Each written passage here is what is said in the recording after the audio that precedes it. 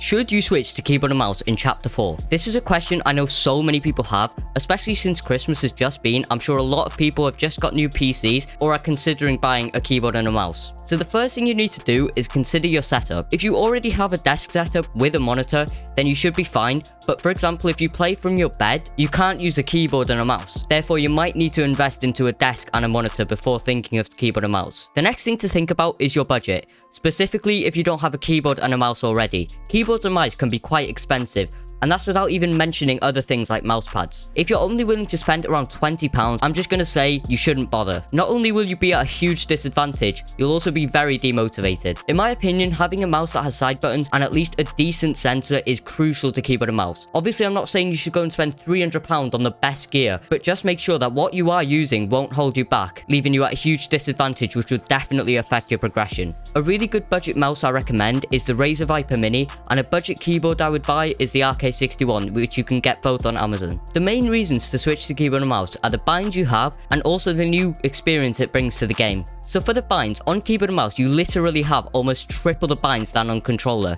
meaning you can customize them to your liking, giving you much more control over them. After Chapter 3, we've seen the introduction of many new binds that are needed, and it's really difficult for controller players to actually use with all these binds, whereas on keyboard and mouse, it's really easy since you have so many binds. As well as that, we have the higher skill cap. If you compare the mechanics of a keyboard and mouse player to a controller player's, you'll see how much better the keyboard and mouse player's mechanics are. Building and editing are so much easier on keyboard and mouse, since you have all the binds to choose from, and you also have scroll wheel reset. Another reason for this is that you're using your whole arm to build, making it so much easier to build and edit faster. Then we have the challenge it brings. If you've been playing Fortnite for the last year or so, you'll probably know how bland the game can get. You might feel like you're not improving, or you're just simply bored.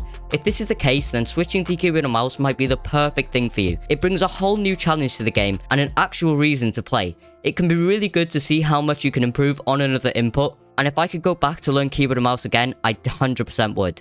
And I would honestly say that it's really up to you. There's obviously a lot more input delay on console, especially old gen with only 60Hz, but if you can overcome that and don't mind it, I would say to switch. You can become so much better on keyboard and mouse, no matter what your platform is. It really just depends how much work you put in. Again, if you really don't enjoy it because of input delay, then by all means just switch back to controller. Some of the cons to playing on keyboard and mouse are your aim, the price, and the movement. Obviously, controller players have aim assist, which can help a lot, but if you consistently aim train, you can bring your aim to a really high level. And on keyboard and mouse, it's much easier to flick since you're using your whole arm. Again, with the price, it really just depends on your budget. If you aren't willing to spend over around £50, I would say either to keep saving up or just stick to controller. And finally, with movement, Fortnite have added double movement into the game now for keyboard and mouse. It's obviously not as good as controller movement, but it still gives you a lot more range of motion, making this argument much weaker. I personally would say to just switch to keyboard and mouse. If you don't enjoy it after around a month, then by all means switch back to controller, but again, if you stick to it, you will definitely improve. If you found this video helpful, please leave a like and subscribe. It helps me out so much more than you think. On screen right now is a video that YouTube thinks you'll enjoy, so click on that.